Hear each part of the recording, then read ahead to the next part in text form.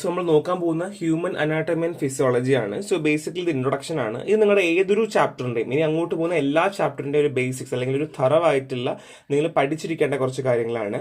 So first of all നമ്മൾ നോക്കാൻ പോകുന്ന structure and function of the സെല്ലാണ്. ഇപ്പൊ നിങ്ങൾ പണ്ട് മുതൽ 8ാം ക്ലാസ് മുതലേ അല്ലെങ്കിൽ +2 വരെ നിങ്ങൾ പഠിക്കുന്ന ഒരു കാര്യമാണ് സെൽ എന്ന് പറയുന്നത് structural and functional unit of life ആണ് നിങ്ങൾ പഠിക്കാറുണ്ട്. സോ സെല്ലിനേക്കാൾ പിന്നെയും സബ് ഡിവിഷൻസ് വരുന്നുണ്ട്, ലാസ്റ്റ് കാർബൺ ആറ്റം വരെ പോയി നിൽക്കാറുണ്ട്. സോ അത്രയും നമുക്ക് നോക്കേണ്ട ആവശ്യമില്ല. ബേസിക്കലി ഹ്യൂമൻ അനാട്ടമി ആയതുകൊണ്ട് നമുക്ക് ഈ ഒരു കാര്യം മാത്രം നോക്കിയാൽ മതി. Structural and functional unit of life എന്ന് പറയുന്നത് സെല്ലാണ് എന്നുള്ളതാണ്. സോ സെല്ലിന് കുറച്ച് ജനറൽ ക്യാരക്ടേഴ്സ് ഉണ്ട് കേട്ടോ. സോ അതായത് ന്യൂട്രിയൻസും ഓക്സിജനും ഇല്ലാതെ ഒരു കാരണവശാലും സെൽ എന്ത് ചെയ്യില്ല, സർവൈവ് ചെയ്യില്ല. ഇനി മെറ്റാബോളിസം, ഗ്രോത്ത്, റിപ്പയർ നടക്കുന്നുണ്ട്. നമ്മുടെ ശരീരത്തിൽ ഒരു മുറിവ് സംഭവിക്കുകയാണ് അല്ലെങ്കിൽ ഒരു സ്ക്രാച്ച് സംഭവിക്കുകയാണെന്നുണ്ടെങ്കിൽ അവിടെ റിപ്പയർ നടക്കുന്നുണ്ട്. അത് മാത്രമല്ല നമ്മൾ പണ്ടിരുന്നത് പോലെയാണോ ഇപ്പൊ ഇരിക്കുന്നത്? അല്ലേ, നമുക്ക് ഗ്രോത്ത് നടക്കുന്നുണ്ട്. മെറ്റാബോളിസം, ഫുഡ് കഴിക്കുന്നുണ്ട്, ആവശ്യമുള്ള എനർജിയൊക്കെ മെറ്റാബോളൈസ് ചെയ്യുന്നുണ്ട്, യൂട്ടിലൈസ് ചെയ്യുന്നുണ്ട്. ഇതെല്ലാം നടക്കുന്നത് എന്താണ്? സെല്ലാണ്. ഈ ഗ്രൂപ്പ് ഓഫ് സെൽസ് ആണ് ടിഷ്യൂ ആവുന്നത്. ടിഷ്യൂസ് ആണ് ഓർഗൻ സിസ്റ്റം ആയിട്ട് മാറുന്നത് അല്ലേ. അപ്പൊ അതുകൊണ്ട് തന്നെ ഈ സെൽസിനൊക്കെ അതിൻ്റെതായ കുറെ കഴിവുകൾ ഉണ്ട് എന്നുള്ളതാണ്. അത് മാത്രമല്ല വേസ്റ്റ് പ്രൊഡക്റ്റ് എലിമിനേറ്റ് ചെയ്യാറുണ്ട്. കാർബൺ ഡൈ ഓക്സൈഡ് പോലെയുള്ള വേസ്റ്റ് പ്രൊഡക്റ്റ് എലിമിനേറ്റ് ചെയ്യാറുണ്ട്. ഇപ്പൊ എക്സാമ്പിൾ പറയുവാണെന്നുണ്ടെങ്കിൽ മരത്തിന്റെ ഒക്കെ പുറത്ത് ചട്ട കാണാറില്ലേ, അല്ലെങ്കിൽ മരത്തിന്റെ തൊലി കാണാറില്ലേ, അതെന്താണ്? അതിന്റെ വേസ്റ്റ് പ്രൊഡക്റ്റ് ആണ്. നമ്മളെ ബോഡിയിൽ നമ്മൾ ചെറുതായിട്ടൊന്ന് സ്ക്രാച്ച് ചെയ്യുമ്പോൾ ചെറിയ പൊടി പോലെ കാണാറില്ലേ, അതൊക്കെ എന്താണ്? ഡെഡ് സെൽസ് ആണ് കേട്ടോ. സോ അത് മാത്രമല്ല ഫോറിൻ സബ്സ്റ്റൻസിനോട് നമ്മൾ റെസ്പോണ്ട് ചെയ്യാറുണ്ട്. ബാക്ടീരിയ, ടോക്സിൻസ് ഒക്കെ നമ്മളെ സെൽസിനകത്ത് വന്നു കഴിഞ്ഞാൽ റെസ്പോണ്ട് ചെയ്യാറുണ്ട്. And reproduction via cell division. Cell division is very very important ആണ്, നമ്മൾ പഠിക്കും കേട്ടോ. സെൽ ഡിവിഷനിലൂടെയാണ് റീപ്രൊഡക്ഷൻ നടക്കുന്നത്. നമുക്ക് നോക്കാം. സോ ഹയറാർക്കി ഉണ്ട്. അതായത് ഒരു സെല്ല് എങ്ങനെയാണ് ഇരിക്കുന്നത് എന്നുള്ളത് ഞാൻ പറഞ്ഞുതരാം. ഫസ്റ്റ് ഓഫ് ഓൾ ഒരു സെല്ല് ഉണ്ടായിരിക്കും. ആ ഒരു സെല്ല് 2-3 സെല്ലുകൾ ചേർന്ന് ടിഷ്യൂ ആകും. ഈ 2-3 ടിഷ്യൂകൾ ചേർന്ന് ഒരു ഓർഗൻ ആവുകയാണ് ചെയ്യുന്നത്. ഈ ഓർഗൻ എന്ന് പറയുന്നത് ഒരു ഓർഗൻ സിസ്റ്റത്തിലേക്ക് മാറുകയാണ് ചെയ്യുന്നത്. അങ്ങനെ എന്ത് ചെയ്യുന്നു? ലിവിങ് ഓർഗാനിസമായി മാറുകയാണ് ചെയ്യുന്നത്. ഇതാണ് ഹൈറാർക്കി എന്ന് നമുക്ക് പറയാം. സോ ഇതൊക്കെ ഭയങ്കര സിമ്പിൾ കാര്യമാണ്. അപ്പൊ ഇത് ഞാൻ അധികം ഒന്നും വായിച്ച് പറയത്തില്ല, ഓടിച്ചോടിച്ച് പോകത്തുള്ളൂ. ഇത് സെൽ ഓർഗനൽസും അതിന്റെ ഫങ്ഷൻസും ആണ്. സോ ഇതിന്റെ ഒരു ഡീപ്പർ ആയിട്ടുള്ള കുറച്ച് ചാപ്റ്ററിന്റെ വൈസ് നോട്ട്സുകൾ ഞാൻ അല്ലാതെ ഒരു ഫോൾഡറിൽ കൊടുത്തിട്ടുണ്ട്. സോ നിങ്ങൾ ഓൾറെഡി പഠിച്ച കാര്യങ്ങളാണ്. സോ ജസ്റ്റ് നോക്കേണ്ടത് ആക്ഷൻ എന്താണ്, ലൊക്കേഷൻ എന്താണെന്ന് മാത്രം നോക്കിയാൽ മതി. ഇവിടെ നിന്ന് ഇങ്ങനൊരു ക്വസ്റ്റ്യൻ മാക്സിമം 2 മാർക്ക് അല്ലെങ്കിൽ അങ്ങനെ ചോദിക്കാനുള്ള ചാൻസേ ഉള്ളൂ, അധികം കൂടുതൽ ചോദിക്കാനുള്ള ചാൻസ് ഇല്ല. So first one is rough endoplasmic reticulum, RER ആണ്. സോ പ്രോട്ടീൻ സിന്തസിന് ഹെൽപ്പ് ചെയ്യുന്നതാണ് RER, എല്ലാവർക്കും അറിയാം അല്ലെ. അപ്പം അത് മാത്രമല്ല റഫ് ആണെങ്കിൽ ഒരു സ്മൂത്തും ഉണ്ടാവും, SER ഉണ്ടാവും. ലിപ്പിഡ്സും സ്റ്റിറോയിഡ്സും മെറ്റബോളിസം ഓഫ് കാൽഷ്യം, ഡിടോക്സിഫിക്കേഷൻ ഇങ്ങനെയുള്ള കാര്യങ്ങൾക്കൊക്കെ പങ്കെടുക്കുന്ന ആളാണ് ആര്? SER, smooth endoplasmic reticulum. So next one is Golgi apparatus ആണ്. Processing, packaging, delivering of proteins and lipids. നമ്മളെ ബോഡിയിൽ ഉണ്ടാവുന്ന പ്രോട്ടീൻസിനെയും ലിപ്പിഡ്സിനെയും പ്രോസസ് ചെയ്യാനും ഡെലിവറി ചെയ്യാനും ലൈക്ക് പാക്കിംഗ്, ലൈക്ക് ട്രാൻസ്പോർട്ട് ചെയ്യാനും ഒക്കെ ഹെൽപ്പ് ചെയ്യുന്നത് ഗോൾജി അപ്പാരറ്റസ് ആണ്. നെക്സ്റ്റ് വൺ ഈസ് ലൈസോസോം ആണ്. നമുക്ക് എല്ലാവർക്കും അറിയാം എന്താണ് ഗ്രേവിയാർഡ് എന്ന് പറയാറുണ്ടല്ലേ. So degradation of macro molecules ആണ്. Worn out of organelles and excess secretary products. So degradation ആണ്. നമ്മൾ ബോഡിയിലൊക്കെ വേറെ ഫോറിൻ മെറ്റീരിയൽസ് ഒക്കെ വരുവാണെന്നുണ്ടെങ്കിൽ സെല്ലൊക്കെ നശിപ്പിച്ച് കളയണമെന്നുണ്ടെങ്കിൽ ലൈസോം ആണ് ഫസ്റ്റ് ആക്ട് ചെയ്യുക. So next one is peroxisomes ആണ്. സോ ഫാറ്റി ആസിഡ്സിന്റെ break down, detoxification of hydrogen peroxide, പിന്നെ ബൈൽ ആസിഡ് സിന്തസിനൊക്കെ ഹെൽപ്പ് ചെയ്യുന്നവരാണ് പെറോക്സിസോംസ് ആണ്. So next one is centrosomes ആണ്. സോ ക്രോമസോംസ്, സെൽ ഡിവിഷൻ സമയത്ത് ക്രോമസോംസിന്റെ മൂവ്മെന്റിന് ഹെൽപ്പ് ചെയ്യുന്നവരാണ് സെൻട്രോസോംസ് ആണ്. So next one is mitochondria ആണ്. പവർ ഹൗസ് ആണ്, ATP പ്രൊഡ്യൂസ് ചെയ്യുക, പിന്നെ അപ്പോപ്റ്റോസിസ് ഒക്കെ ഇനിഷ്യേറ്റ് ചെയ്യുന്നത് മൈറ്റോകോൺട്രിയ ആണ്. നെക്സ്റ്റ് വൺ ഇസ് റൈബോസോം ആണ്, പ്രോട്ടീൻ സിന്തസിന് ഹെൽപ്പ് ചെയ്യാറുണ്ട്. സോ മറന്നു പോകരുത്. ആൻഡ് സൈറ്റോസ്കെൽട്ടൺ നമ്മുടെ ആ ഒരു ഷേപ്പ്, സ്റ്റെബിലിറ്റി ഒക്കെ മെയിൻറ്റെയിൻ ചെയ്യാൻ വേണ്ടി ഹെൽപ്പ് ചെയ്യാറുണ്ട്. ആൻഡ് ന്യൂക്ലിയസ് എന്നാണ് നമ്മുടെ എല്ലാ ആക്ടിവിറ്റീനെയും കൺട്രോൾ ചെയ്യുകയും RNA സിന്തസിനും പ്രോട്ടീൻ റെഗുലേഷനും സെൽ ഡിവിഷനും ഒക്കെ റെഗുലേറ്റ് ചെയ്യുന്ന ആൾക്കാരാണ് ന്യൂക്ലിയസ്. സോ ഇതിന്റെ ഞാൻ എക്സ്ട്രാ നോട്ടിന് കൊടുത്തിട്ടുണ്ട്. സത്യം പറഞ്ഞാൽ അങ്ങനെ ക്വസ്റ്റ്യൻസിൽ അങ്ങനെ അധികം ചോദിച്ച് കാണാറില്ല. ചോദിക്കാറില്ല, പക്ഷെ അതൊക്കെ ബേസിക് തിങ് ആണ്, അതുകൊണ്ട് അങ്ങനെ ചോദിക്കാനുള്ള ചാൻസ് കുറവാണ്.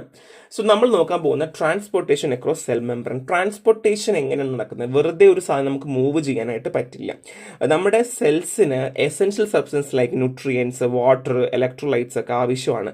അതേപോലെ തന്നെ നമ്മളെ ബോഡിയിൽ നിന്ന് കാർബൺ ഡൈ ഓക്സൈഡ് പോലുള്ള സാധനങ്ങൾ പുറത്തേക്ക് എലിമിനേറ്റ് ചെയ്യുന്നുമുണ്ട് അല്ലേ. സോ ഈ ഒരു ന്യൂട്രിയൻസും വാട്ടറും ഇലക്ട്രോലൈറ്റ്സും നമ്മുടെ സെല്ലിനകത്ത് കടക്കണമെങ്കിലും അല്ലെങ്കിൽ ഈ കാർബൺ ഡൈ ഓക്സൈഡ് പോലുള്ള സാധനം എലിമിനേറ്റ് ചെയ്ത് പുറത്ത് പോകണമെങ്കിലും ഒരു സ്പെസിഫിക് ആയിട്ടുള്ള ഒരു ട്രാൻസ്പോർട്ട് മെക്കാനിസം നമുക്കുണ്ട്. സോ ബേസിക് ആയിട്ടുള്ള 2 ട്രാൻസ്പോർട്ട് മെക്കാനിസം ആണ് passive transport and active transport. So passive എന്താണ്? പാസീവ് എന്ന് വെച്ചാൽ പാസീവായിട്ട് പോകുന്നു. ഇപ്പൊ എക്സാമ്പിൾ, നിങ്ങൾക്ക് രാവിലെ കോളേജിൽ പോകണം, കോളേജിൽ പോയിട്ട് വീട്ടിൽ പോകണം, അത് പാസീവാണ്. ഓക്കെ. ഇനി ആക്റ്റീവ് ട്രാൻസ്പോർട്ട്, നിങ്ങൾക്ക് ഇഷ്ടമില്ലാത്ത ഒരു കോഴ്സിൽ കൊണ്ട് നിങ്ങളെ ചേർത്തിട്ട് നിങ്ങളെ പഠിപ്പിക്കുന്നു, അതാണ് active transport. Okay. So passive എന്ന് പറഞ്ഞുതരാം. ഇവിടെ എനർജിയുടെ ആവശ്യമില്ല, സബ്സ്റ്റൻസ് കോൺസെൻട്രേഷൻ ഗ്രേഡിയന്റ് അനുസരിച്ചിട്ടായിരിക്കും മൂവ് ഉണ്ടാവുക. എനർജി ആവശ്യമില്ല, സബ്സ്റ്റൻസ് എന്തെന്നു കോൺസെൻട്രേഷൻ ഗ്രേഡ് അനുസരിച്ച് മൂവ് ചെയ്യുന്നു. ആക്റ്റീവ് ട്രാൻസ്പോർട്ട് അങ്ങനെയല്ല, അവിടെ എനർജി അല്ലെങ്കിൽ ATP ആവശ്യമാണ്, എഗെയിൻസ്റ്റ് ദ കോൺസെൻട്രേഷൻ ഗ്രേഡിനാണ് പോകുന്നത്. അപ്പൊ ഞാനിവിടെ ഒരു പ്രൊഫൈൽ വരയ്ക്കുന്നുണ്ട്. സോ ഇവിടെ ഹയർ കോൺസെൻട്രേഷൻ, ഇവിടെ ലോവർ കോൺസെൻട്രേഷൻ. സോ ഇവിടെ സാധനം ഇരിപ്പുണ്ട്. ഹയർ കോൺസെൻട്രേഷനിൽ നിന്ന് ലോവർ കോൺസെൻട്രേഷനിൽ വിത്തൗട്ട് എനർജിയിൽ മൂവ് ചെയ്യുവാണെന്നുണ്ടെങ്കിൽ അതെന്ത് പറയുന്നു? Passive transportation. ഇനി അത് മാറ്റിയിട്ട് ഈ ലോവർ കോൺസെൻട്രേഷൻ എന്ന മോളിക്യൂള് ഹയറിലേക്കാണ് പോകുന്നതെങ്കിൽ ഇറ്റ് റിക്വയർഡ് എന്ത് എനർജി ആവശ്യമാണ്. It's called as active transportation. മനസ്സിലായില്ലേ? സിമ്പിൾ അല്ലേ? എളുപ്പമാണ് അല്ലേ? സോ പാസീവ് ട്രാൻസ്പോർട്ട് മെക്കാനിസം എങ്ങനെയൊക്കെയാണ്? ഞാൻ പറഞ്ഞതുപോലെ അവിടെ ഇലക്ട്രോ കെമിക്കൽ ഗ്രേഡിയന്റ് വിത്തൗട്ട് എനർജിയിലാണ് അത് വർക്ക് ചെയ്യുന്നത് ഞാൻ പറഞ്ഞു അല്ലേ. സോ അവിടെ സിമ്പിൾ ഡിഫ്യൂഷൻ നടക്കാറുണ്ട്. മോളിക്യൂൾസ് ഒരു പ്രോട്ടീൻ ലെയർ വഴിയിട്ടോ അല്ലെങ്കിൽ ലിപ്പിഡിലൂടെയോ മോളിക്യൂൾസ് മൂവ് ചെയ്യും. That's called simple diffusion. അപ്പോൾ ഒന്നും കൂടെ പറയാം, മോളിക്യൂൾസ് പ്രോട്ടീൻ ലെയർ വഴി അല്ലേ, പ്രോട്ടീൻ ലെയർ വഴി സിമ്പിളി എനർജി വേണ്ടാതെ മൂവ് ചെയ്യുന്നു. That's called simple diffusion. ഇനി facilitated movement aid by carrier protein in the membrane. ഇവിടെ ഒരു കാരിയർ പ്രോട്ടീൻ ഉണ്ടായിരിക്കും എന്നുള്ളതാണ്. അത് എങ്ങനെയാന്ന് പറഞ്ഞുതരാം. സോ ഇവിടെ ഹയർ കോൺസെൻട്രേഷൻ, ലോവർ കോൺസെൻട്രേഷൻ. അപ്പൊ ഇവിടെ മോളിക്കൂൾ ഇരിക്കുക, ഇവിടെ ഒരു പ്രോട്ടീൻ ഇരിക്കുക. ഈ പ്രോട്ടീൻ മോളിക്കൂൾ വന്നിട്ട് ഇതിനെ ബൈൻഡ് ചെയ്യും. ഇപ്പം മോളിക്കൂൾ പ്ലസ് പ്രോട്ടീനെ ബൈൻഡ് ചെയ്തിട്ട് ഈ പ്രോട്ടീൻ എടുത്തുകൊണ്ട് ഇവിടെ ലോവർ കോൺസെൻട്രേഷനിൽ കൊണ്ടുകൊടുക്കും. അതായത് ഇപ്പൊ എക്സാമ്പിൾ കല്യാണം കഴിക്കണമെങ്കിൽ 2 ഇത് കല്യാണം കഴിക്കാം. എങ്ങനെ? നമുക്ക് സിംപ്ലി പോയിട്ട് പെങ്കോച്ചിനെ ഇഷ്ടപ്പെട്ടെങ്കിൽ പ്രപ്പോസ് ചെയ്ത് കല്യാണം കഴിക്കാം, ഇല്ലെങ്കിൽ ബ്രോക്കർ വഴിയും കല്യാണം കഴിക്കാം. So broker is called protein molecule. Okay, മനസ്സിലായില്ലേ? ഇത്രേ ഉള്ളൂ. അത് കാരിയർ പ്രോട്ടീൻ ആണ് കേട്ടോ. നമ്മൾ കാരിയർ പ്രോട്ടീൻ എന്നാണ് പറയുക. പ്രോട്ടീൻ മോളിക്കൂളിനേക്കാൾ കൂടുതൽ കാരിയർ പ്രോട്ടീൻ എന്ന് പറയാൻ നിങ്ങൾക്ക് ഓർമ്മ ഉണ്ടാവുള്ളൂ കേട്ടോ.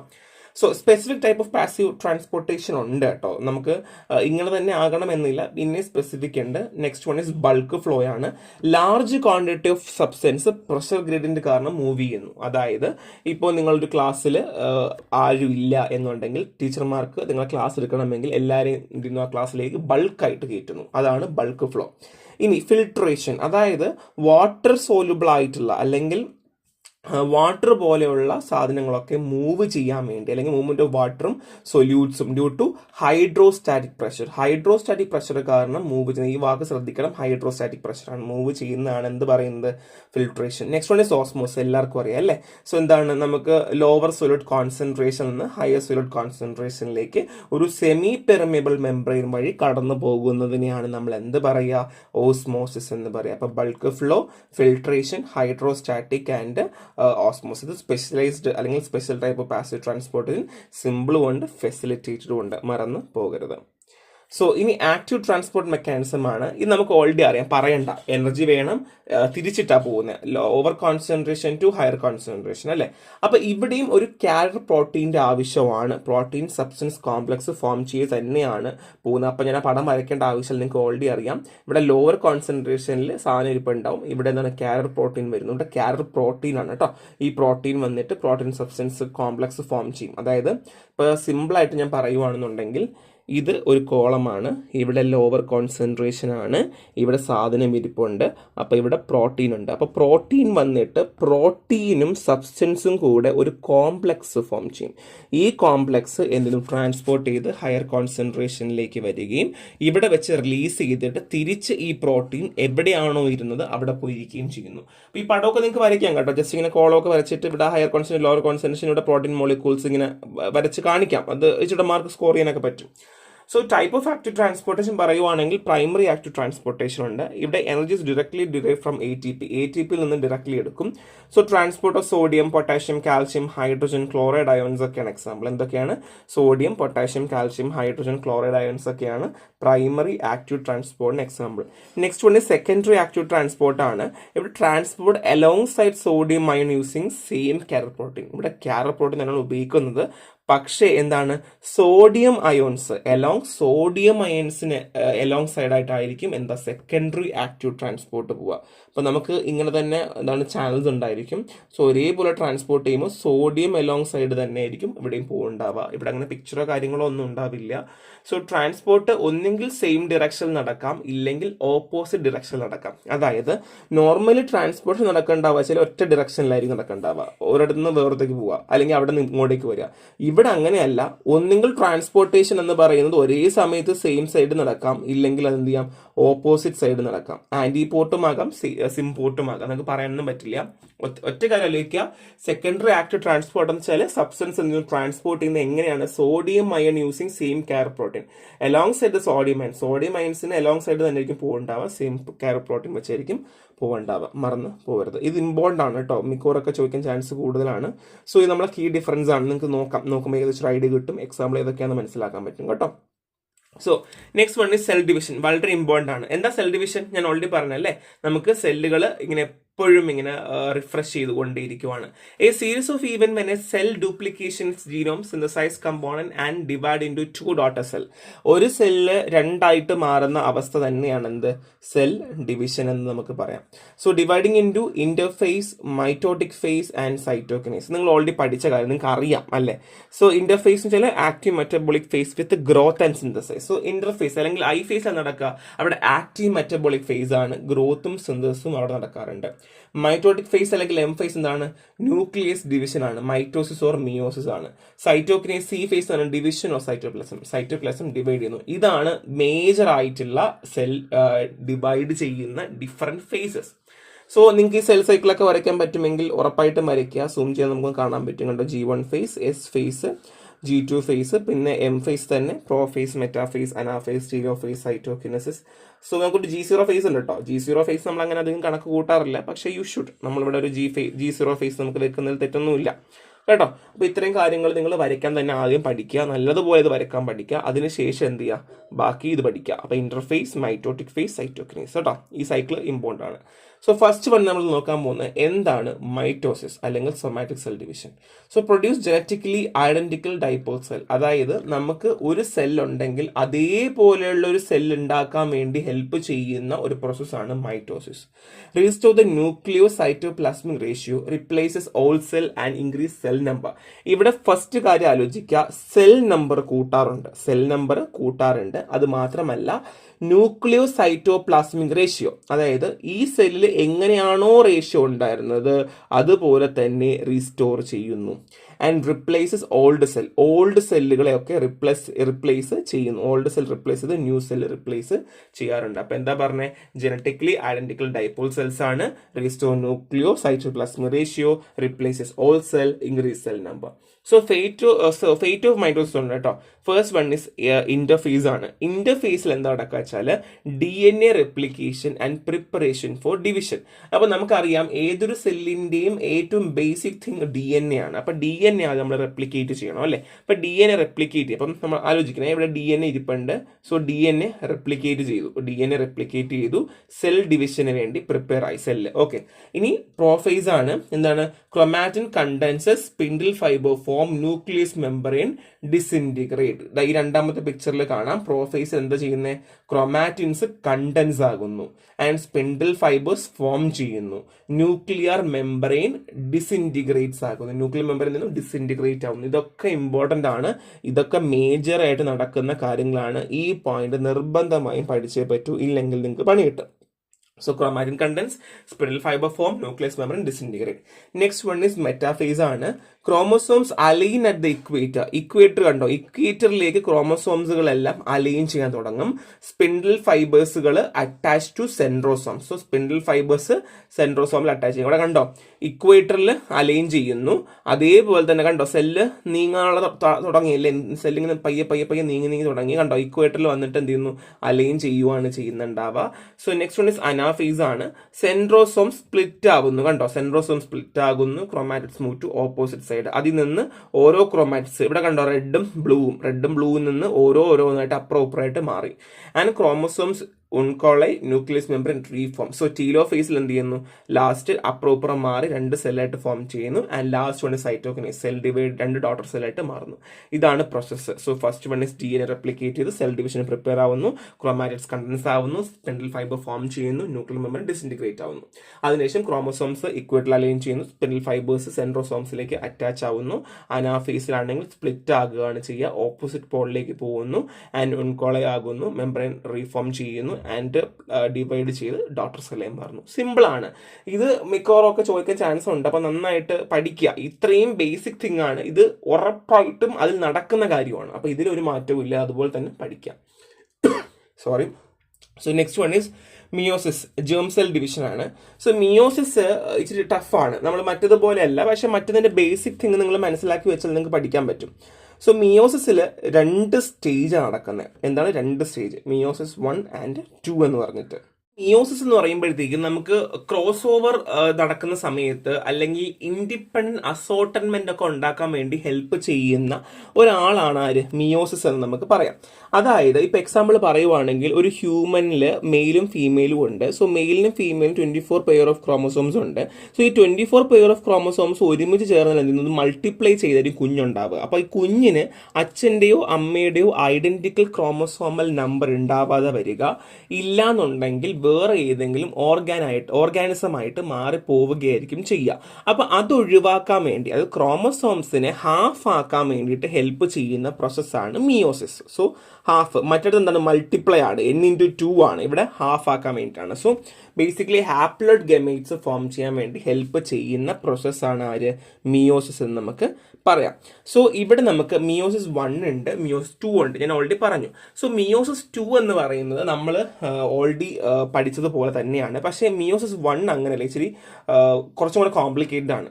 സോ മിയോസിസ് 1 പ്രോഫേസ് ഉണ്ട്, മെറ്റാഫേസ് ഉണ്ട്, അനാഫേസ് ഉണ്ട്, ടീലോഫേസ് ഉണ്ട്. സോ ഇവിടെ പ്രോഫേസ് 1 5 സബ് ഡിവിഷൻസ് ആ പറയുന്നത്. അപ്പോൾ അത് എല്ലാ ടെക്സ്റ്റ് ബുക്കിലും നിങ്ങൾക്ക് അത് കാണാൻ പറ്റിയെന്ന് വരില്ല. സോ ഞാൻ കൊടുത്തിട്ടുണ്ട്, ഇറ്റ്സ് വെരി ഇമ്പോർട്ടൻറ്റ്. സോ അതിൽ ലെപ്റ്റോറ്റൻ, സൈഗോറ്റൻ, പാക്കീറ്റൻ, ഡിപ്ലോറ്റൻ, ഡൈക്കിനേസസ്. സോ നിങ്ങൾക്ക് ഒന്നെങ്കിൽ എന്ത് ചെയ്യാം, പ്രോഫേസിനകത്ത് ഇത്ര ഒരുമിച്ച് നടക്കുന്നു എന്ന് പഠിക്കാം, ഇല്ലെങ്കിൽ സബ് ഡിവൈഡ് ചെയ്തും പഠിക്കാം. 5 സ്റ്റേജ് ആണ് ഇവിടെ നടക്കുന്നത്. ദ ഫസ്റ്റ് വൺ ഈസ് ലെപ്റ്റോറ്റൻ ആണ്, ക്രോമസോംസ് വിസിബിൾ ആവുക. ആൻഡ് സൈറ്റോറ്റൻ ആണ്, so synapse of homologous chromosomes ഉണ്ടാവുക. ആൻഡ് പാക്കീറ്റൻ ക്രോസ് ഓവർ നടക്കുക.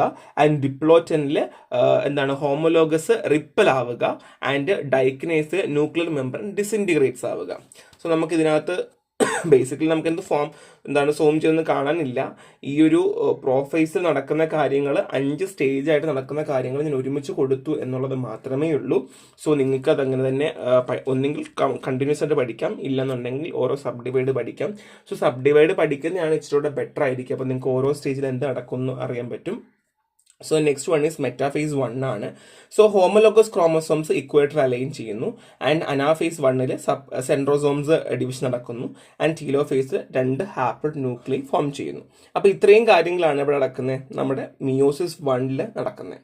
നിങ്ങൾക്ക് ഇച്ചിരി ഒരു കൺഫ്യൂഷൻ വന്നിട്ടുണ്ടാവും, കാരണം നിങ്ങൾ ഓൾറെഡി +1 +2 പഠിച്ച കാര്യമാണ്. അപ്പോൾ അത് ഞാൻ ഒന്നും കൂടെ ഫർദർലി പറയുന്നു എന്നുള്ളത് മാത്രമേ ഉള്ളൂ. ഞാൻ ഇതിൻ്റെ ഒരു വീഡിയോ, ഒരു ആനിമേറ്റ് വീഡിയോയും കൂടെ കൊടുത്തിട്ടുണ്ടായിരിക്കും. സോ അതും കൂടെ കാണുമ്പോൾ നിങ്ങൾക്ക് നല്ല ക്ലിയർ ഐഡിയ കിട്ടും കേട്ടോ, എങ്ങനെയാണ് വർക്ക് ചെയ്യുന്നത്, എന്തൊക്കെയാണെന്ന് നിങ്ങൾക്ക് മനസ്സിലാകും.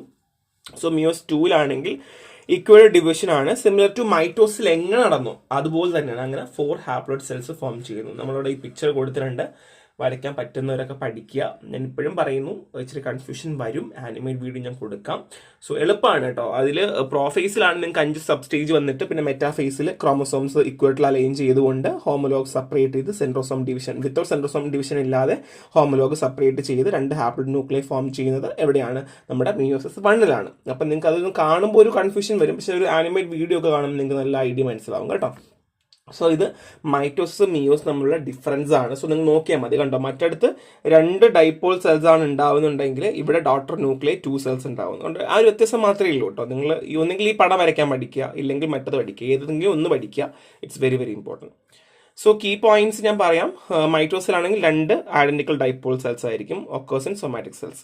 മിയോസ് ആണെങ്കിൽ 4 diverse haploid cells, occurs in germ cell. Germ cell ഏതാണ്? എഗ് അല്ലെങ്കിൽ ഓവം അല്ലെങ്കിൽ സ്പേം ഒക്കെയാണ് കേട്ടോ. So next one is cell junction. So ഇത്രയേ ഉള്ളൂ. ഇത് നമുക്ക് ഓൾറെഡി മൈറ്റോസിസ് മിയോസിസ് നമുക്ക് ഇത്രയും മതി. പോയിന്റ്സ് ഇത്രയും നിങ്ങൾ നിർബന്ധമായിട്ടും എന്ത് ചെയ്യണം? പഠിക്കണം. It's very very very important. So cell junction. എന്താ സെൽ ജംഗ്ഷൻ?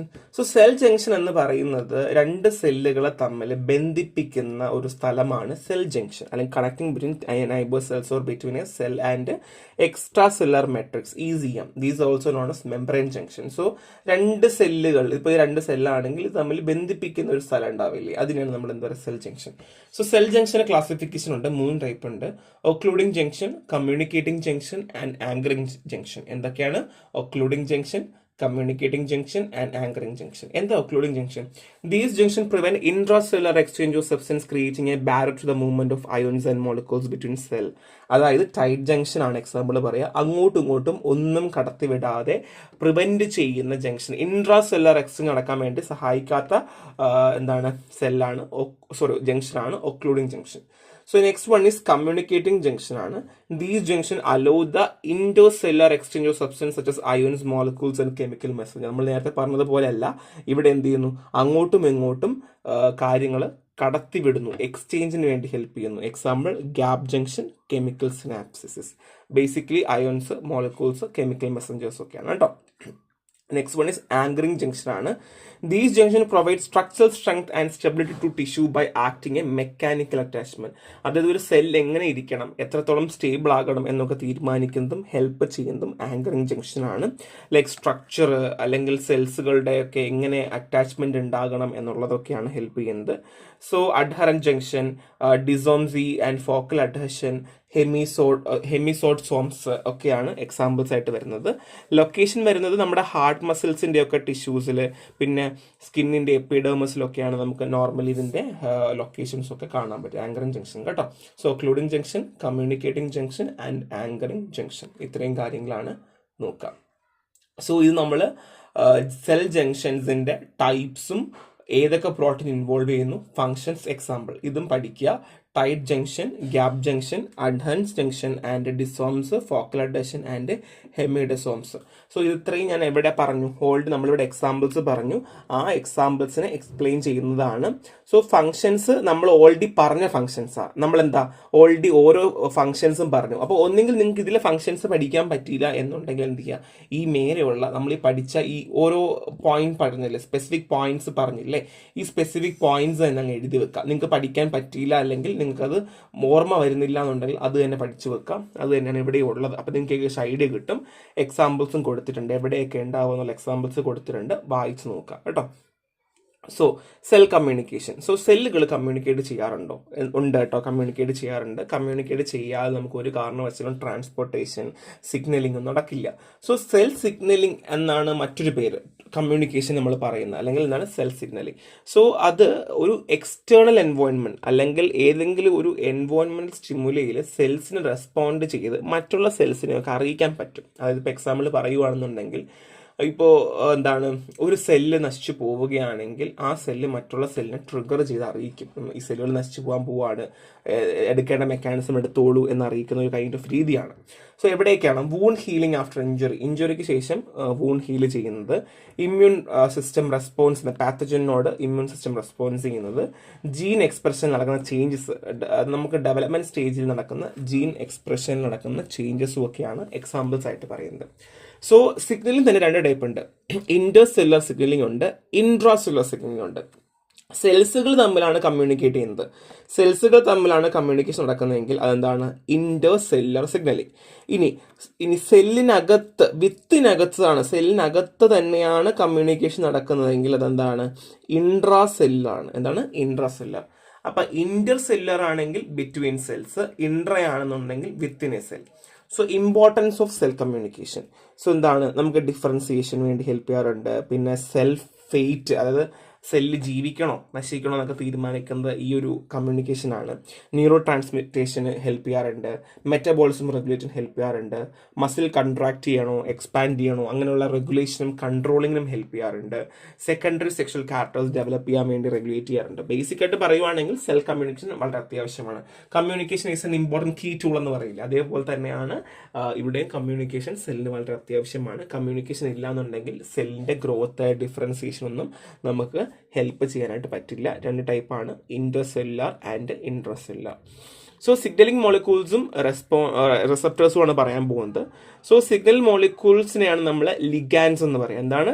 സിഗ്നലിംഗ് മോളിക്യൂൾസ് ആരാണോ ഇനിഷ്യേറ്റ് ചെയ്യുന്നത് അല്ലെങ്കിൽ ആരാണോ കൊടുക്കുന്ന സിഗ്നൽ കൊടുക്കുന്ന അവരെയാണ് നമ്മൾ എന്ത് പറയുക? ലിഗാൻസ് എന്ന് പറയുക. Initiators of cell signalling include protein, lipids, amino acid metabolism and gases. So ആരൊക്കെയാണ് വരിക? Cell signalling initiators including protein, lipids, amino acids ഒക്കെയാണ്.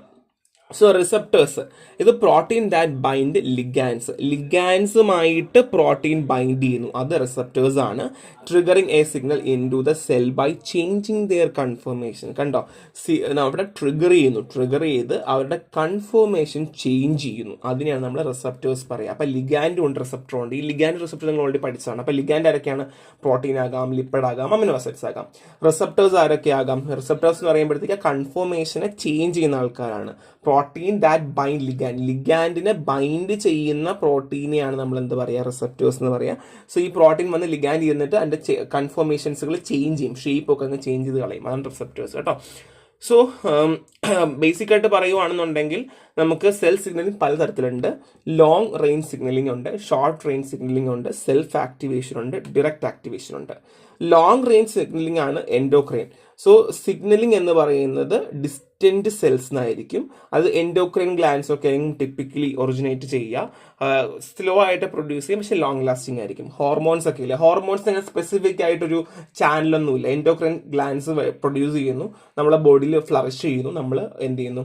നമുക്ക് ബോഡിയിൽ ഹോർമോൺ ചേഞ്ചസ് ഉണ്ടാകുന്നു. ഇപ്പം മുടി വളരുന്നു, താടി വളരുന്നു എന്നൊക്കെ പറയുന്നത് ഹോർമോണൽ ചേഞ്ചസ് ആണ്. അപ്പോൾ പയ്യെ സ്ലോ ആയിരിക്കും, ലോങ് ലാസ്റ്റിംഗ് എഫക്റ്റ് ആയിരിക്കും. ഇനി ഷോർട്ട് റേഞ്ച് സിഗ്നലിംഗ് ആണ്, പാരാക്രൈൻ എന്ന് പറയും. Local mediators act on nearby cells. So ഇപ്പം ഇവിടെ അടുത്തുള്ള സെൽസ് ആണെന്നുണ്ടെങ്കിൽ ലോക്കലി ഉള്ള മീഡിയേറ്റേഴ്സ് ആയിരിക്കും എന്ത് ചെയ്യുക? ഈ സെല്ലിനെ മാത്രം ആക്ട് ചെയ്യുക. മറ്റത് അങ്ങനെയല്ല, മറ്റത് ഫുള്ളി ആണ് എന്ത് ചെയ്യുക? വന്ന് ആക്ട് ചെയ്യുക. സോ ഷോർട്ട് റേഞ്ച് സിഗ്നലിംഗ് ആണ്. So synaptic signalling, neurotransmitter signalling via neuro transmit across synapse ഒക്കെയാണ് എക്സാമ്പിൾ വരുന്നത്. സെൽഫ് ആക്ടിവേഷൻ ആണ്, ഓട്ടോക്രൈൻ എന്ന് പറയും. Self respond to signal they themselves release. So അവർ തന്നെ, സെല്ല് തന്നെ സ്വന്തമായി സിഗ്നൽ ഉണ്ടാക്കി അവർ തന്നെ എന്ത് ചെയ്യുന്നു? അവർ തന്നെ ആക്ട് ചെയ്യുന്ന രീതിയാണ് self activation. Next one is direct activation ആണ്. So required physical interaction between cell through gap junction or transmembrane protein interaction. So ഇവിടെ എന്ത് ചെയ്യുന്നു? ഫിസിക്കൽ ഇന്ററാക്ഷൻ ആവശ്യമാണ്. നമ്മൾ ഓൾറെഡി ഗ്യാപ് ജംഗ്ഷൻ ഒക്കെ പഠിച്ചില്ലായിരുന്നു. അപ്പൊ അതിനിടയിൽ കൂടെ തന്നെ എന്ത് ചെയ്യുന്നു? നമ്മൾ ഡയറക്ട്ലി അവർ ആരാണോ സിഗ്നൽ വേണ്ടാത്തതെന്ന് തീരുമാനിച്ച് അവർ തന്നെ എന്ത് ചെയ്യുന്നു? എടുക്കുന്നതാണ് നമ്മൾ direct activation. So long range പറഞ്ഞു, എൻഡോക്രൈൻ ആണ്, ഹോർമോൺസ് ആണ്, ലോങ് ലാസ്റ്റിംഗ് ആയിരിക്കും.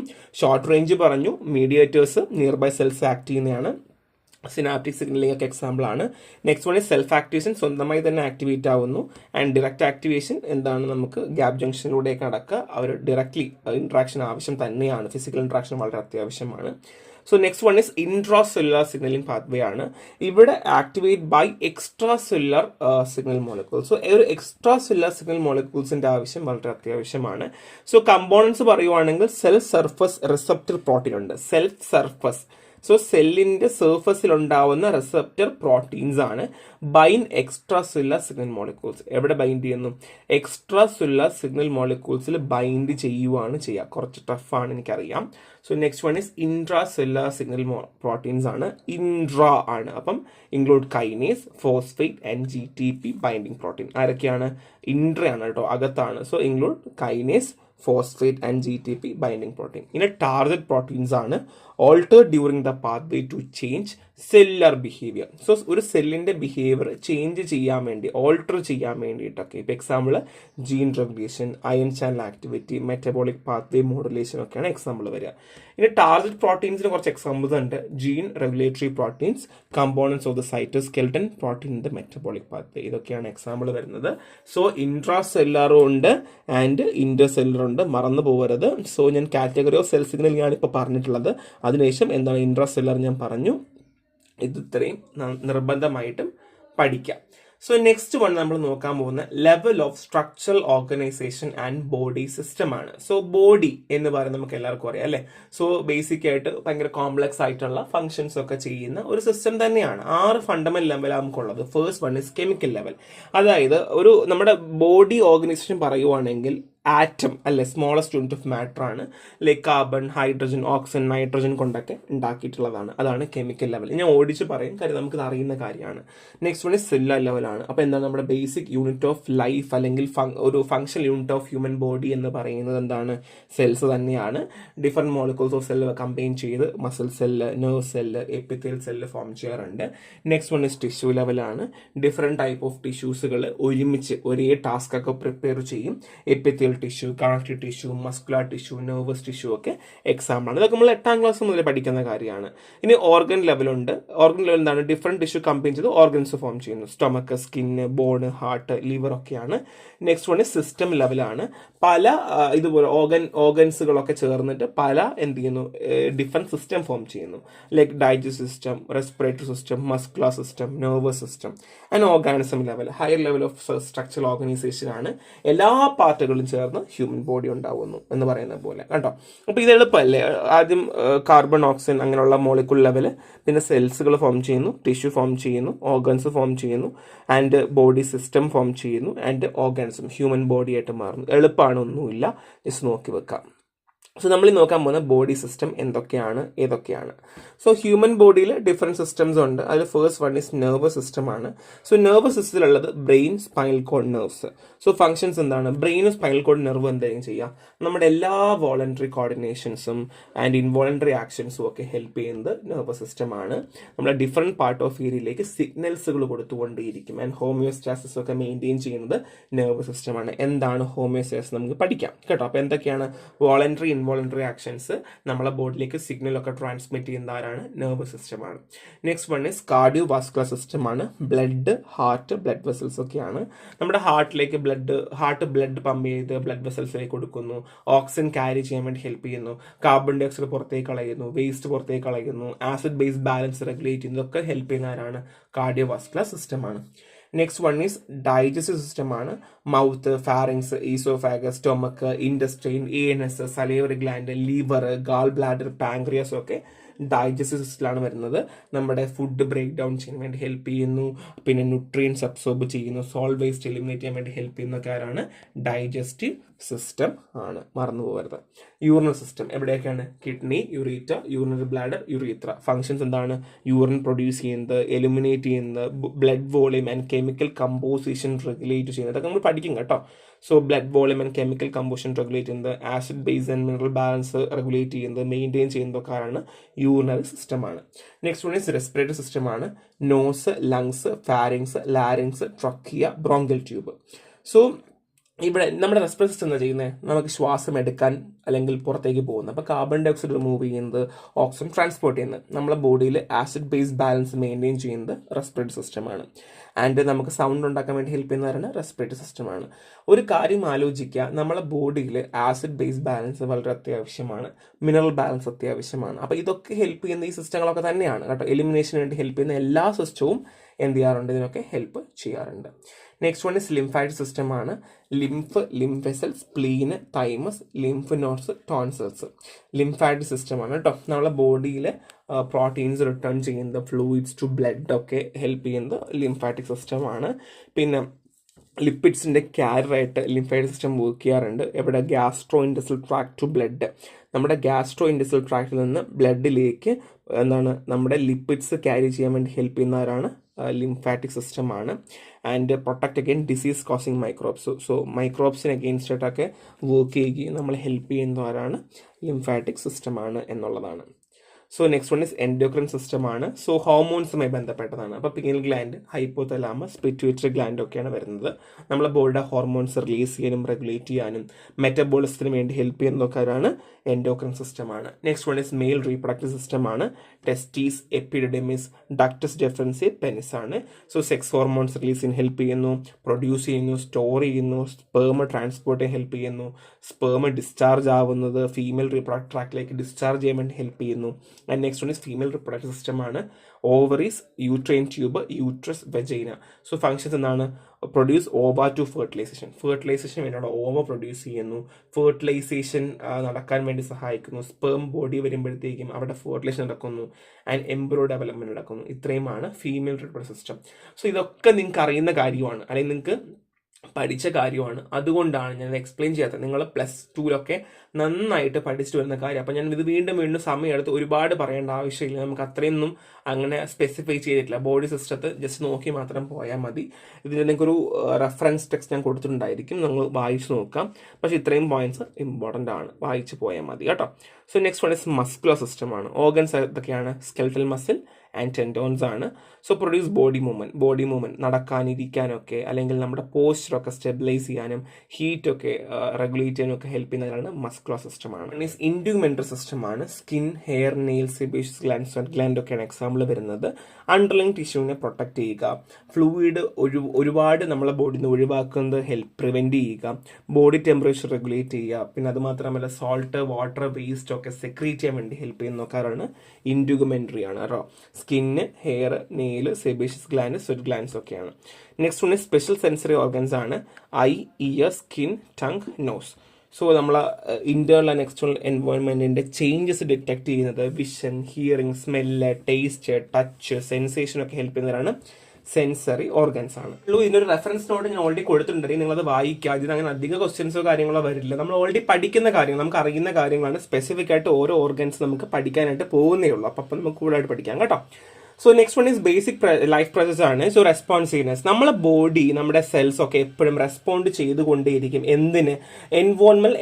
എൻവയോൺമെന്റുമായിട്ട്, അതായത് നമ്മളെ പുറത്തുള്ള എക്സ്റ്റേണൽ എൻവയോൺമെന്റുമായിട്ട് എപ്പോഴും നമ്മളെ ബോഡി റെസ്പോൺസ് ചെയ്തുകൊണ്ടിരിക്കും. ഡിറ്റക്ട് ചെയ്യുക, അത് മനസ്സിലാക്കിയതിനു ശേഷം എന്താണ് ആവശ്യം എന്നുള്ള കാര്യങ്ങളൊക്കെ മനസ്സിലാക്കി കൊടുത്തുകൊണ്ടേയിരിക്കും. നെക്സ്റ്റ് വൺ ഈസ് മെറ്റബോളിസം ആണ്. മെറ്റബോളിസം എന്ന് പറയുന്നത് സം കെമിക്കൽ പ്രോസസ് ആണ്. അതായത് sum of all chemical process is equal to എന്താണ്? Metabolism. So metabolism is classified into catabolism and anabolism. So എന്താണ് കാറ്റബോളിസം? സോ കാറ്റബോളിസം എന്ന് പറഞ്ഞാൽ കോംപ്ലക്സ് സബ്സ്റ്റൻസിനെ ബ്രേക്ക് ഡൗൺ ചെയ്യുന്നതിനാണ് നമ്മൾ എന്ത് പറയുക? Catabolism, cata, break down. Okay. So next one is anabolism ആണ്. So anabolism എന്ന് വെച്ചാൽ ചെറിയ ചെറിയ സിമ്പിൾ ആയിട്ടുള്ള സാധനങ്ങളിൽ നിന്ന് കോംപ്ലക്സ് ആയിട്ടുള്ള സബ്സ്റ്റൻസ് ഉണ്ടാക്കി എടുക്കുന്നത് നമ്മൾ എന്ത് പറയും? അനബോളിസം എന്ന് പറയുന്നു. So next one is movement ആണ്. എന്താ മൂവ്മെന്റ്? നമ്മുടെ ബോഡി മൂവ് ചെയ്യും അല്ലേ? എങ്ങനെയാണ് മൂവ് ചെയ്യുന്നത്? ഏത് രീതിയിലാണ് മൂവ് ചെയ്യുന്നത്? അതായത് നമ്മളെ ബോഡി പ്രോപ്പറായിട്ട് നമുക്ക് ലൊക്കേഷൻ അനുസരിച്ച് അല്ലെങ്കിൽ നമുക്ക് ലോക്കോമോഷൻ ഫീസിബിൾ ആക്കും അല്ലേ. നെക്സ്റ്റ് വൺ ഇസ് ഗ്രോത്ത് ആണ്. Cell division, growth division already പഠിപ്പിച്ചു, നിങ്ങൾക്ക് അറിയാം. So next one is differentiation ആണ്. നമ്മൾ എല്ലാ സെല്ലും ഒരുപോലെയാണ് ഇരിക്കുന്നത്. എല്ലാ ഭാഗത്തും എല്ലാ സെല്ലും ഒരുപോലെയാണോ? അല്ല അല്ലേ. അതിൻ്റെതായ ഡിഫറൻസുകളും കാര്യങ്ങളും ഉണ്ട് അല്ലേ. അപ്പോൾ ആ ഒരു ഡിഫറൻസും കാര്യങ്ങൾക്കും ഒക്കെ ഹെൽപ്പ് ചെയ്യുന്നത് ഈ ഡിഫറൻസിയേഷൻ എന്ന് പറയുന്ന പാർട്ടാണ്. നെക്സ്റ്റ് വൺ ഇസ് റീപ്രൊഡക്ഷൻ അറിയാലോ, റെസ്പിറേഷൻ അറിയാലോ, ഡൈജഷൻ അറിയാലോ, എക്സ്ക്രീഷൻ അറിയാം. ഇതെല്ലാം നമുക്ക് അറിയുന്ന കാര്യങ്ങളാണ്. അപ്പോൾ ഇതൊക്കെ സിമ്പിളാണ്, ഒന്നുമില്ല.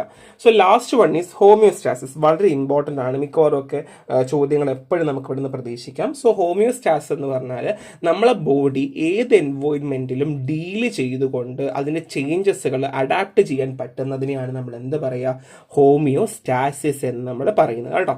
So ability to body or cell to main condition of equilibrium within the internal environment when dealing with external changes. So ഇപ്പോൾ ഒരാൾ നടന്നു പോവുകയാണ്, പുറത്ത് തണുപ്പാണ്, തണുപ്പ് വരുമ്പോൾ സംഭവിക്കും നമ്മുടെ കയ്യിലൊക്കെ രോമാഞ്ചം വരും അല്ലേ, ഹെയർ ഒക്കെ എണീറ്റ് നിൽക്കുന്നു. ഇനി ചൂടാണ്, പുറത്ത് ചൂടാണ്, അപ്പോൾ എന്ത് ചെയ്യും? നമ്മൾ വേർക്കും അല്ലേ. അതൊക്കെ നമ്മുടെ ഒരു ഹോമോസ്റ്റാസിസിന്റെ മെക്കാനിസം ആണ്. So water balance, temperature, blood sugar level, blood pH, ഇതൊക്കെ എല്ലാം ചെയ്യുന്നത് എല്ലാം എന്താണ്? ഹോമിയോസ്റ്റാസിസുമായി ബന്ധപ്പെട്ടതാണ്. സോ കൺട്രോൾഡ് ഹോമിയോസ്റ്റാസിസ് ഉണ്ട്. സോ ചേഞ്ചസ് കോൺസ്റ്റന്റ് ആണ് എന്നുണ്ടെങ്കിൽ ഷിഫ്റ്റ് ഉണ്ടാകും അല്ലേ. സോ നമ്മൾ ഇപ്പം ബേസിക്കലി ഞാൻ വെറുതെ ഇരിക്കുന്ന ഒരാളാണ്, എനിക്ക് സിവിയർ തണുപ്പ്, സിവിയർ ചൂടൊക്കെ മാറി മാറി വന്നുകൊണ്ടിരിക്കുവാണെങ്കിൽ നമ്മളെ ബോഡിയിൽ എന്ത് ചെയ്യും? ഒരുപാട് മാറ്റങ്ങൾ വന്നുകൊണ്ടേയിരിക്കും. ഈ മാറ്റങ്ങൾ വരുമ്പോൾ നമുക്ക് എന്ത് ചെയ്യാം?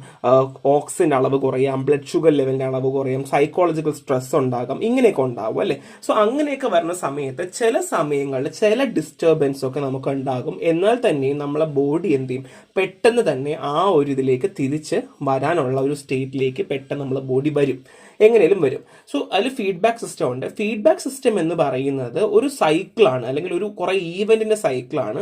അവിടെ മോണിറ്റർ ചെയ്ത് ഇവാലുവേറ്റ് ചെയ്ത് ഓൾട്ടർ ചെയ്ത് റീ ഇവാലുവേറ്റ് ചെയ്താണ് നടക്കുന്നുണ്ടാവുക. അതായത് എങ്ങനെയാണെന്ന് വെച്ചാൽ ഇപ്പോൾ നമുക്ക് സിവിയർ തണുപ്പിലേക്ക് പോവുകയാണ്, സോ ദാറ്റ്സ് മോണിറ്ററിങ്. ഇനി ഇവാലുവേറ്റ് എത്രത്തോളം തണുപ്പുണ്ട് അത് ഇവാലുവേറ്റ് ചെയ്യും, ഓൾട്ടർ ചെയ്യും. ഓക്കെ, ഇത്ര തണുപ്പേ ഉള്ളൂ, അപ്പോൾ നമ്മുടെ ബോഡിയിൽ ചെറുതായിട്ടൊന്ന് രോമാഞ്ചം വരുത്തിച്ചാൽ മതി, അല്ലെങ്കിൽ ഹെയർ എണീപ്പിച്ചാൽ മതി. ആൻഡ് റീ മോണിറ്ററിങ്, വീണ്ടും നോക്കും കൂടുന്നുണ്ടോ, റീ ഒന്നും കൂടെ ചെയ്യണം. ഇത് വീണ്ടും ഇങ്ങനെ സൈക്കിൾ നടന്നുകൊണ്ടേയിരിക്കും.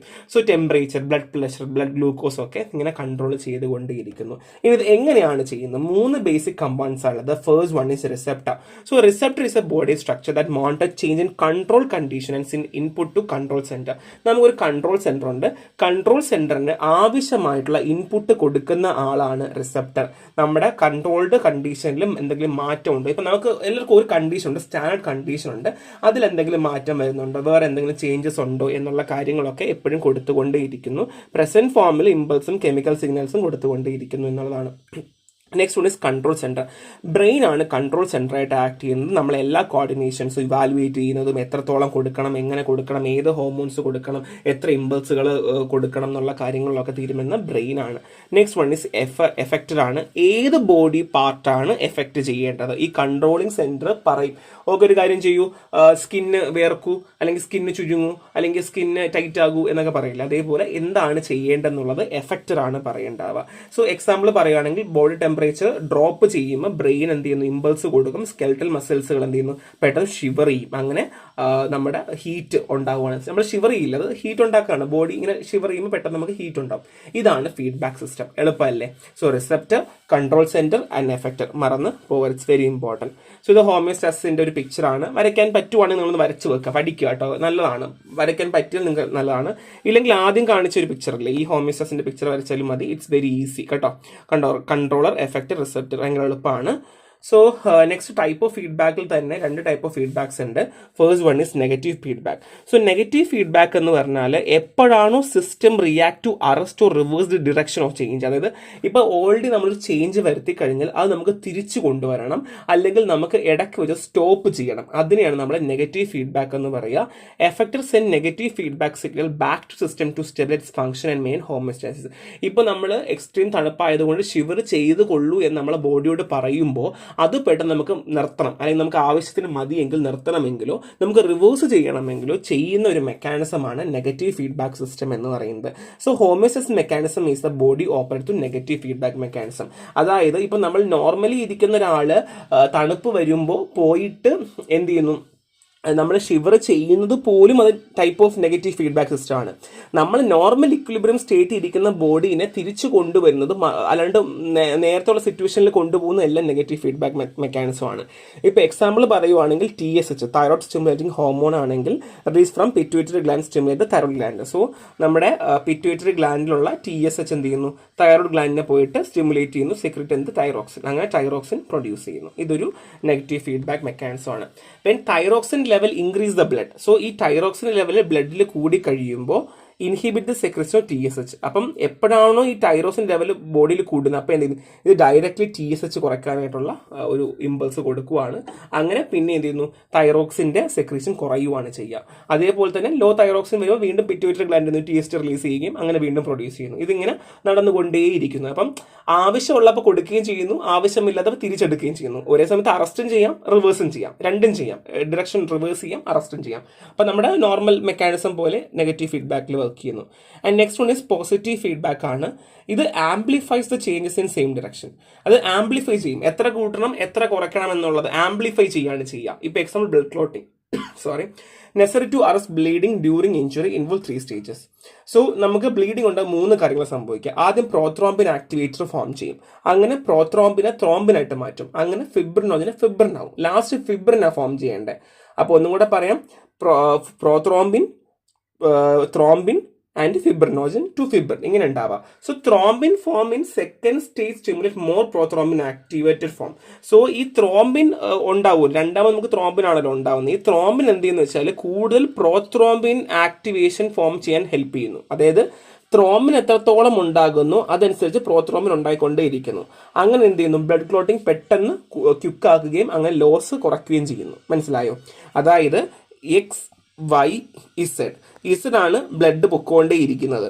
അപ്പോൾ എക്സ് ആണ് വൈനെ ആക്ടിവേറ്റ് ചെയ്യുന്നത്, വൈ ആണ് ഇസഡിനെ ആക്ടിവേറ്റ് ചെയ്യുന്നത്. അപ്പം എത്രത്തോളം വൈ ഉണ്ടാകുന്നുണ്ടോ അതനുസരിച്ച് എക്സ് ഉണ്ടാകുന്നു. That means Y is directly linked to Z. അങ്ങനെയാണ് ഉദ്ദേശിക്കുന്നത്. മിൽക്ക് ഇജക്ഷൻ റിഫ്ലക്സ്, അതായത് positive feedback involve oxytocin secretion. So milk ejection എന്ന് പറയുന്നത് ഓക്സിറ്റോസിനുമായി ബന്ധപ്പെട്ടതാണ്. ആൻഡ് ലേബർ, അതായത് ഇപ്പോൾ നമുക്ക് ഓക്സിറ്റോസിൻ വന്നു കഴിഞ്ഞാൽ നമ്മളെ യൂട്രസ് കൺട്രാക്ഷൻ ആംപ്ലിഫൈ ചെയ്യാൻ കൂടും കേട്ടോ. നമ്മളെ ബോഡിയിൽ ഓക്സിറ്റോസിൻ എപ്പോഴും ഉണ്ടാവില്ല. ഫീമെയിൽസിൽ ഈ ഒരു ലേബർ സമയത്ത് ഓക്സിറ്റോസിൻ ഉണ്ടാവുകയും അങ്ങനെ എന്തും യൂട്രസ് കൺട്രാക്ട് ആവുകയും അങ്ങനെ പ്രസവം പെട്ടെന്ന് നടക്കുകയും ചെയ്യുന്നു എന്നുള്ളതാണ്. ഇതാണ് പോസിറ്റീവ് ഫീഡ്ബാക്ക്. സോ ഇത്രയേ ഉള്ളൂ, സിമ്പിളാണ്. It's very very important. ഈ ഹോമിയോസ്റ്റസിസ് പഠിക്കണം. മിക്കവാറൊക്കെ ക്വസ്റ്റ്യൻ പേപ്പറിൽ കാണാറുള്ളതാണ്. എല്ലാ കോമ്പറ്റേറ്റീവ് എക്സാംസിനും നിങ്ങളുടെ യൂണിവേഴ്സിറ്റി എക്സാമിനൊക്കെ 10 മാർക്കൊക്കെ ചോദിച്ച് കാണാറുള്ളതാണ്. നന്നായിട്ട് വായിക്കുക. സോ നെക്സ്റ്റ് ക്ലാസ്സിൽ കാണാം. Thank you.